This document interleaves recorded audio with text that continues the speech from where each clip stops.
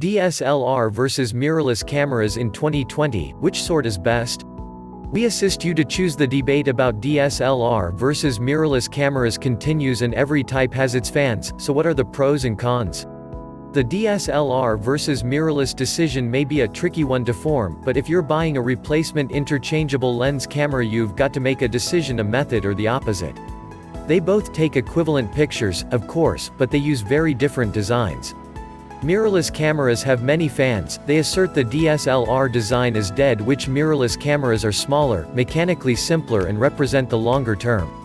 But it isn't quite that straightforward. For many, the larger bodies of DSLR cameras make them better to grip, the batteries last longer, and lots of photographers prefer an optical viewfinder to an electronic one.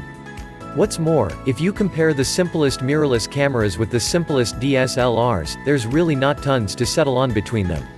That's because camera makers will keep it up making DSLRs as long as people keep buying them, and up-to-date camera launches have brought DSLRs and mirrorless cameras closer together, not further apart.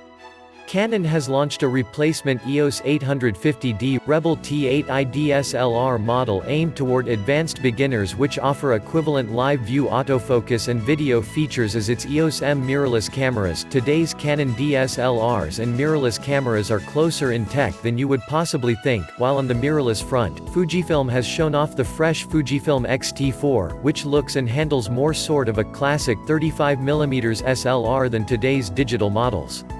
DSLR versus mirrorless pros and cons. The fact is, both camera designs have pros and cons, so we'll explain what the differences are, whether or not they are likely to interest you, and which sort of camera could be best for what you would like to photograph. There are many myths about DSLR versus mirrorless cameras that require busting, particularly the thought that mirrorless cameras are somehow intrinsically better. Actually, it isn't always about what these differing types of camera can do, the maximum amount, because the type you most wish to use. The mirrorless revolution 2018 was an enormous year for mirrorless cameras. The arrival of the Nikon Z6 and Z7, the Canon EOS R and therefore the RAW4, the Panasonic S1R and the S1 meant that mirrorless cameras could now compete with DSLRs at every level. The mirrorless camera design is compelling. Many photographers have ditched their DSLRs and swapped to the mirrorless format. Many others, however, are more hesitant, and that they still ask an equivalent question: are mirrorless cameras really better than DSLRs? What's different? DSLRs and mirrorless cameras both show the scene through the optical lens itself as you compose the image, but the way they display it's completely different. Mirrorless cameras take a special approach. They use the live view captured by the camera sensor itself to make an electronic viewfinder image. By doing this, they dispense with the necessity for a mirror and an optical viewfinder altogether.